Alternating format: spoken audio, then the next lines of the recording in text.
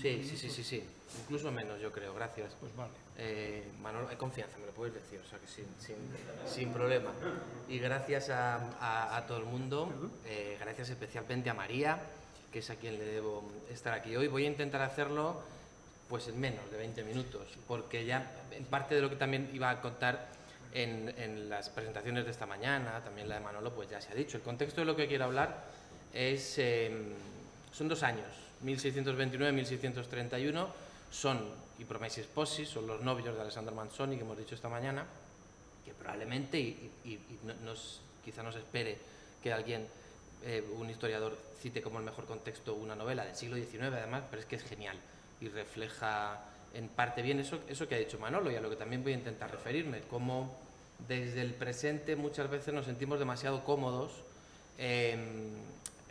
simplificando y banalizando muchas veces el pasado, que podemos documentar bien desde un punto de vista de la ficción histórica, pero en lo que siempre se repiten unos arquetipos y unos estigmas que tienen que ver fundamentalmente con las élites. Y yo vengo del estudio de las élites, y de élites en parte voy a hablar, y de lucha política también. Creo que funcionaba así esto. ¿Hay que coger el ratón? Hay que coger el ratón. Castilla ya conocía las pestes, como ha contado Manolo esta mañana, y en las pestes, en las distintas epidemias, siempre tienden a producirse unos debates en torno a una serie de posiciones. Poco antes del contexto al que yo me voy a referir, de la llegada de 1629 a 1631 de una peste desencadenada en Milán, en la Lombardía, en el norte de Italia, en 1629, Castilla ya conocía perfectamente lo que pasaba. No voy a decir una cosa que, entendedme, muy pedestre, a nadie le gusta la peste, pero no solo por las muertes que acarrea, sino porque saben que implica cierres de comercio, crisis económicas, se dilata muchísimo más todo eso. Entonces los debates suelen siempre girar en torno a lo mismo. Me interesa sobre todo el último punto que ven ahí, que es el de los pobres, porque yo de lo que voy a hablar básicamente es cómo desde la aparición de la peste en 1629 en el norte de Italia hasta las últimas noticias que tenemos, y me voy a centrar, sin alejarnos mucho de Toledo también, en el caso de un médico toledano en 1631, cómo dependiendo del territorio van apareciendo distintos enemigos, distintos causantes y distintas motivaciones a la hora de culpabilizar a quienes tienen que gestionar la epidemia por motivos completamente distintos. Y en función de los territorios y en función del contexto político de la monarquía hispánica, de los distintos territorios de la monarquía hispánica, irán también cambiando esos enemigos y esos causantes de las epidemias. Digo que voy a pasar rápido por agotar un poquito esos 15-20 minutos y porque ya se han dicho algunas cosas. Estamos hablando de una epidemia de peste. La respuesta que tenemos es que en 1629, en el contexto de la guerra de sucesión del Ducado de Mantua, Francia, la monarquía hispánica, Venecia, Génova, se están intentando repartir esa sucesión, y en un contexto de guerra las tropas se mueven y hay soldados alemanes de la monarquía que acceden al milanesado. Bueno, peste, ya lo sabemos. En un primer momento muchos médicos dicen no hay que alarmarse, no parece peste, pero cuando Alessandro Tadino y algunos otros médicos fundamentalmente, que ahora me voy a referir, a ver, que se me olvida que tiene que ser con el ratón, reconocen lo que está pasando por la frontera, rápidamente se dan cuenta de que es un brote de peste. Luigi Setalla y Alessandro Tadino lo confirman automáticamente. Es un brote de peste, se abre el debate de salvar no la economía, sino la guerra, por tanto, la economía también, o salvar vidas, y en los primeros momentos termina triunfando el hecho de salvar políticamente la guerra y la economía. Los hospitales, y lazaretti, los lazaretos, se empiezan a llenar, como ese que tenían de Milán, y voy a volver a pasarlo aquí porque es más interesante, además esta parte no la voy a tocar. Cuando la epidemia empieza a colarse, fundamentalmente afectando a los pobres, porque ya a finales de 1629 se empieza a hablar de una posible transmisión desconocida, sobrenatural, diríamos hoy, y ahora me referiré brevemente a ella. Cuando la peste afecta fundamentalmente a los hospitales de pobres, pero muchos de los médicos de la ciudad o de la Lombardía han dicho que no era peste, intentando utilizar otros términos como fiebres pestilentes y cosas así parecidas. El propio Setala, que había defendido que era peste desde el primer momento, termina siendo afectado, parte de la familia muere, la gente empieza a darse cuenta de que algo pasa seriamente, pero que no puede ser solo peste, necesitamos unas nuevas chivos expiatorios, unos nuevos cabeza de turco. Y es donde aparece ese maravilloso, desde un punto de vista historiográfico, pero nefasto, idea de los untadores, de los untatori, los enemigos, que lo hemos vivido con distintos discursos e intentos de justificar esta última pandemia también. ¿Esto es una epidemia de peste al uso o detrás de esta epidemia hay gente que está ayudando a su propagación? A partir de ese momento, sin ningún tipo de pruebas, se empiezan a extender ideas. Este concepto de los untadores al que me refiero ya existía previamente. Y se puede registrar en crónicas y textos de la antigüedad clásica. Pero ahí revive, a partir de 1629. Hay unos enemigos de la monarquía, hay unos enemigos de Dios, del género humano, va a decir luego Felipe IV, que se dedican a mezclar polvos, estamos hablando de magia, de lo mismo que acusan a muchas de las brujas y mujeres procesadas por hechicería, que los preparan no sabemos dónde y que los van repartiendo por las capas de la gente y los van repartiendo untándolos por los pomos de las puertas y las barandillas y los bancos de las iglesias, donde los buenos cristianos enferman y terminan muriéndose también. En ese desencadenante de psicosis intentando buscar untadores, se habla siempre claro, sin ningún tipo de dudas, de que todos son extranjeros. Extranjeros en un contexto como es el de la monarquía hispánica, pero no se dice todavía claramente de dónde pueden proceder, o no se sospecha. A partir de ese momento se empieza a investigar quiénes pueden ser los milaneses que están colaborando con estos untadores y terminan pagando, siendo descuartizados en la plaza, dos barberos italianos. Ahí aparece uno de los grabados con esa escena. Lejos de calmar los ánimos, decía antes Manolo también, lo de las élites, es interesante ver cómo reaccionan muchas veces las élites. En un caso como aquel, en el que lo que hoy llamaríamos populismo se desata por completo y le piden al arzobispo que tome parte en el conflicto, también al castellano de Milán, también a los representantes de la monarquía hispánica, que siempre se mantuvieron muy cautos, de hecho al hijo del castellano, del gobierno de Milán, si no me equivoco, la familia Spínola, el triunfador de Breda, alguien que tenía un poder y una influencia política enorme, pero también sus más y sus menos con el conde duque de Olivares. Parte de la élite, entre ella también la élite religiosa, como fue el cardenal Borromeo, se negó sistemáticamente a plegarse a los intentos o a las peticiones más peligrosas, y en ese caso era promover procesiones, exponer el cuerpo de San Carlos Borromeo en las plazas. Como se negaba a ello, sabiendo que podía ser un motivo de contagio, finalmente terminó siendo señalado también. Y al hacerlo, terminó desencadenando todavía más muertes y duplicando la peste. Las noticias empiezan a llegar a la península ibérica, que es lo que me interesa y en lo que quiero centrarme. Y gracias, archiveros y archiveras, por no tirar siempre estas relaciones impresas, que son papeles efímeros y que durante siglos se han considerado prensa barata y han desaparecido muchas veces de los archivos. Sin todo eso, pues no sabríamos lo que hoy sabemos en gran parte de cómo va evolucionando la visión de esta epidemia y cómo van apareciendo esos nuevos enemigos de España.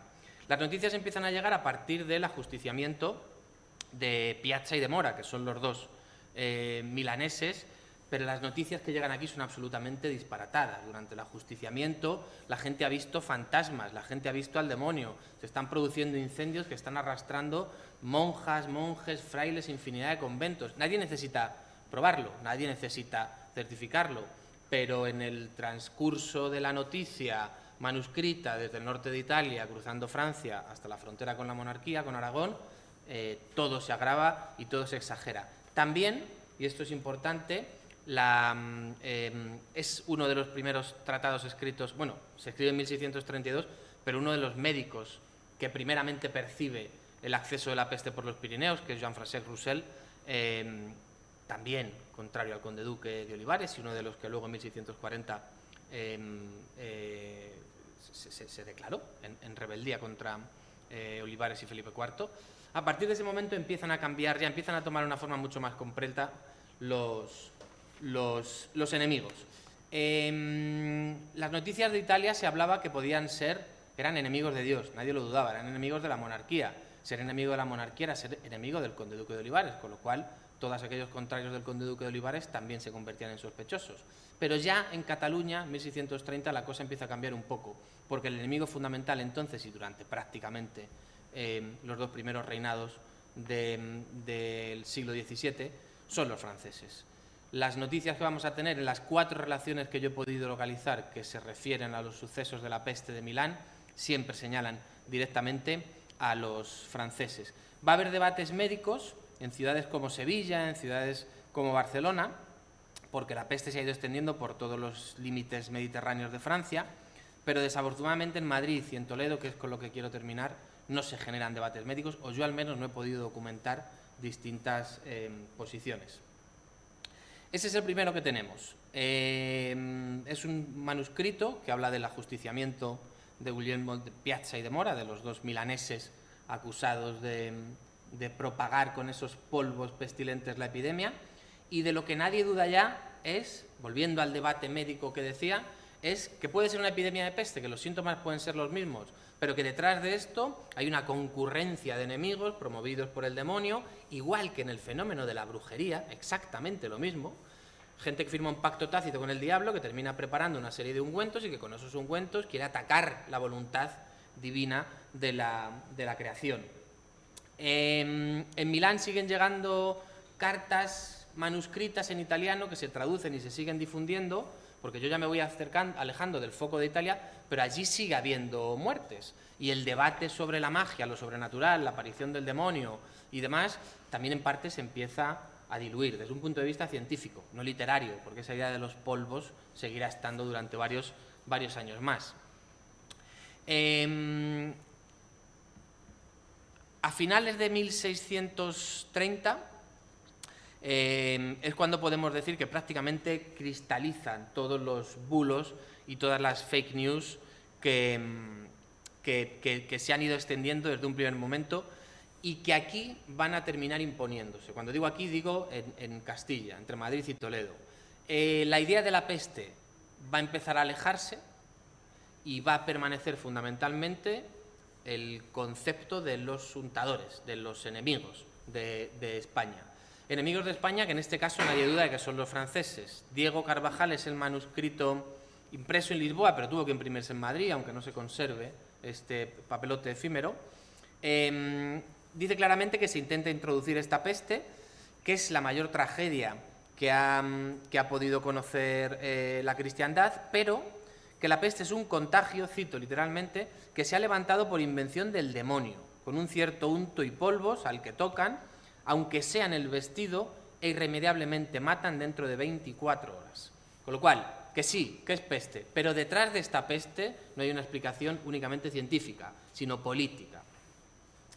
En 1630, Felipe IV, lejos de frenar la psicosis, la agrava, con un pregón que se da en la Puerta de Guadalajara de Madrid y que se tuvo que repetir en otras zonas de la monarquía. En el primer párrafo, que es lo que quiero que vean, valida todo, absolutamente todos los mitos y todas las mentiras de la peste. Creo que he puesto aquí... No. Felipe IV dice que hay unos enemigos del género humano que están sembrando... Ese es el primer párrafo, esto es lo primero que escuchan, que están sembrando con polvos que han atacado al estado de Milán y otros estados aliados y amigos de esta corona. El demonio no solo está en contra del género humano, sino especialmente en contra de los intereses de la monarquía. Y en contra de los intereses de la monarquía están fundamentalmente los franceses, con lo cual dicta en el bando, primero, que hay que alistar de nuevo a todos los extranjeros que estén en la corte y en las principales ciudades, y segundo, que hay franceses vestidos de largo, cualquiera de ellos se convierta en sospechoso y tiene que ser automáticamente denunciado, porque van con jeringas debajo de los sayos y con eso van infeccionando a la gente. Con lo cual, lo que había sido un mito, que es algo que conocemos, ahora estamos celebrando el centenario de Alfonso X a bombo y platillo, que espero que no sea una cosa demasiado autocomplaciente y laudatoria? Me temo que sí, en gran parte, pero Alfonso X es el que valida, incluyendo las partidas, toda esa idea de los libelos de sangre y de que los judíos, como dicen que en Europa están asesinando a niños y los asesinan, pues lo meto en las partidas y al final lo confirmas, estás dando validez a esas mentiras.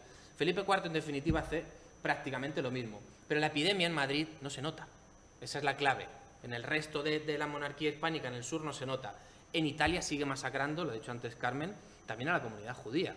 En Padua tenemos un documento genial, que es una crónica de Abraham Catalano, que pierde a su familia, que pierde a sus hijos, que forma parte de la élite económica, pero no política de la ciudad, y que si no fuese por la asistencia, por la caridad, por toda la ayuda que prestan económicamente a las clases medias y bajas, no sobrevivirían. La comunidad de Padua termina comprando casas enteras para poder alojar a muchos de esos enfermos. Allí sigue habiendo peste, allí sigue muriendo gente, aquí no. Pero tenemos ya el ingrediente perfectamente sembrado para que todo esto se convierta en una campaña de descrédito contra quien interese. Enemigos de la monarquía, franceses, o en el caso de Toledo, termino ya con esto, los pobres. En el siglo XVII, Juan Vázquez escribe al corregidor de la ciudad, al conde de Revilla, un memorial. Y le dice claramente, como podéis leer ahí en la portada, y os voy a poner ahora, que... no, creo que viene ahora después. Que esto no es peste. ¿Está muriendo mucha gente? Sí, pero no tiene nada que ver con la peste. Lo niega sistemáticamente. ¿Con qué tiene que ver, entonces? Os voy a poner un párrafo que quiero que entendáis para que entendáis quién es Juan Vázquez. He podido comentar también que es el médico de cabecera de la Inquisición. En los procesos de hechicería y de brujería contra mujeres en Toledo es a Juan Vázquez a quien se llama. Y se le llama fundamentalmente cuando se acusa a alguna mujer de haber hechizado a alguien. Entonces hay que hacer una autopsia de esa persona que ha fallecido y Juan Vázquez siempre certifica, en casos tan evidentes como este que os pongo, que no hay ningún tipo de hechizo ni nada de nada. Que la gente muere por causas naturales o muere envenenada, pero no muere hechizada. Él no cree en los hechizos y en muchos procesos inquisitoriales lo defiende. Pero que no crea en los hechizos no quiere decir que esté fuera del contexto científico del siglo XVII. Él defiende, como veis ahí, que hay un mal formado juicio de esta epidemia, con lo cual reconoce que está muriendo gente, pero que no tiene nada que ver ni con la peste ni con los franceses, que él va a dar una explicación distinta. Es una calentura maliciosa, pero no es peste.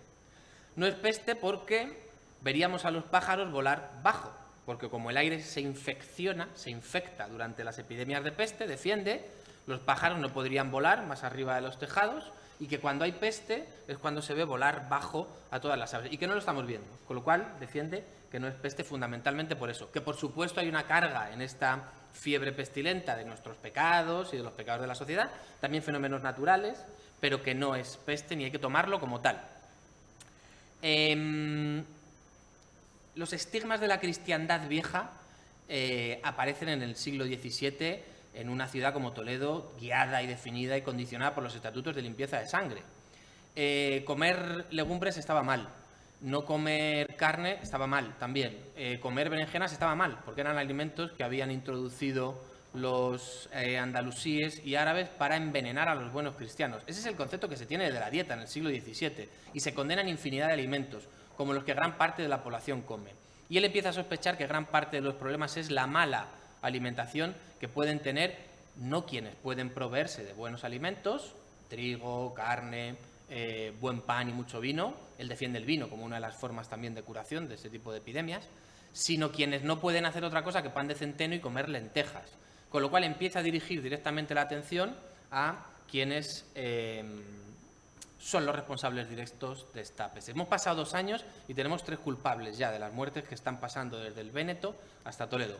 Son los pobres, pero también son los pobres forasteros. Los pobres locales se entiende que han podido tener algo de sanidad, pero esos pobres que han venido fuera y se han tenido que alimentar a Toledo en 1640, en una ciudad absolutamente decadente, no creo que llegasen muchísimos pobres, pero no hace falta verlos. Al enemigo siempre se le presupone lejano, al lado de una frontera roja, que nadie necesita por qué comprobar que es cierto o no lo que se dice, y termina finalmente concluyendo que el problema de la epidemia que han estado viviendo en Toledo, en Madrid y en otras ciudades castellanas en ese contexto son los pobres, y los pobres, fundamentalmente extranjeros, son los culpables de todo. No define lo que es, solo dice que existe desde hace tiempos milenarios, que los síntomas tampoco son claros, que la única manera que tiene de frenar la epidemia es que echen a los pobres que sean extranjeros, que ayuden con caridad a los pobres que sean naturales y que pasen por su botica y le compren un remedio, porque eso sí que sabe por lo menos cómo paliarlo. Como en toda epidemia, como en todo momento crítico, siempre hay gente que aprovecha para hacer negocio. Y Juan Vázquez también aprovechó al final de su memorial y decía que él sí tenía ese remedio, que no daba la receta, pero que a quien fuese a pedírselo se lo daría y se lo vendería encantado. Os recuerdo que es un memorial que dedica al conde Revilla, al alcalde, con lo cual también lo que pretende con esto es hacer autopromoción.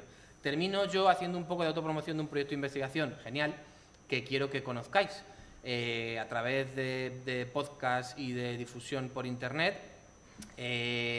Todas las pandemias tienen comportamientos comunes, todas las epidemias tienen comportamientos comunes. En todas se ha generado de una forma u otra esa visión de que esto no nos puede estar pasando a nosotros y tiene que ser algo del demonio o algo del vecino o algo del enemigo histórico de España. Y ahí podéis conocer cómo a lo largo de la historia, con varios podcasts, son compañeros del Instituto Universitario de Florencia, han ido sistematizando y viendo cómo vivimos y viviremos probablemente en casos como esto, pues contextos siempre muy, muy parecidos. Muchísimas gracias.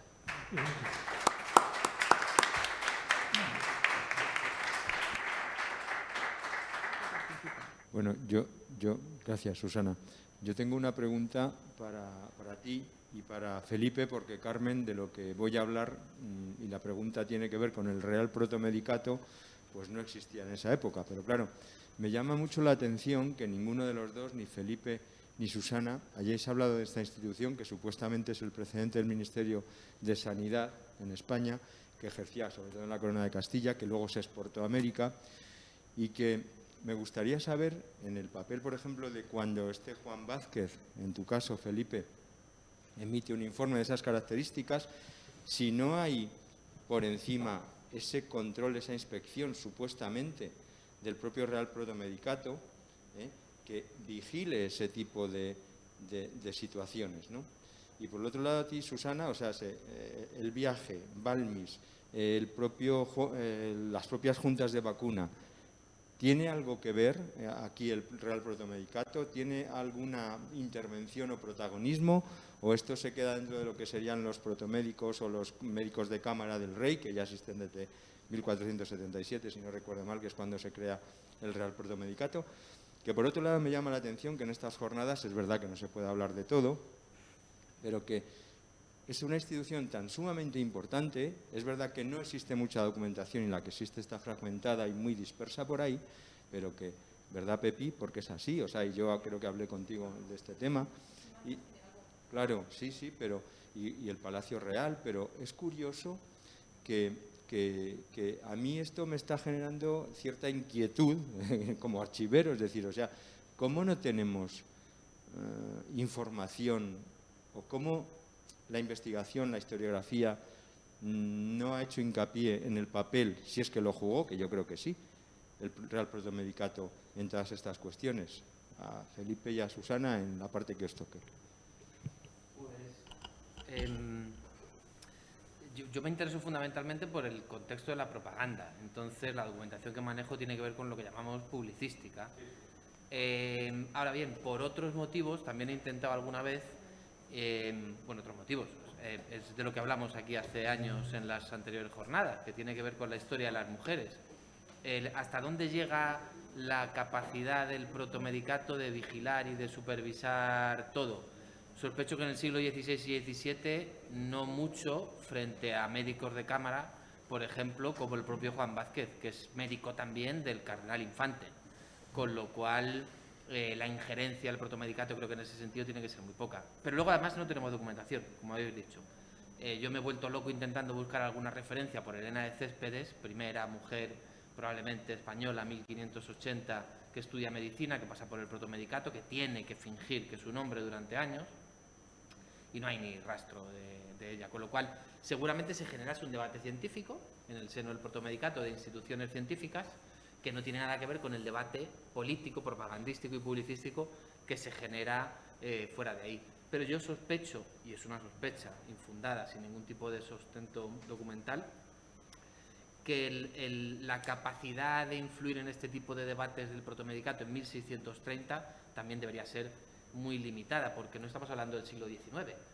O sea, es que nadie dudaba que los pecados, la moral, la astrología influían en todo esto. Entonces, ahí esa capacidad de actuación se limitaba mucho.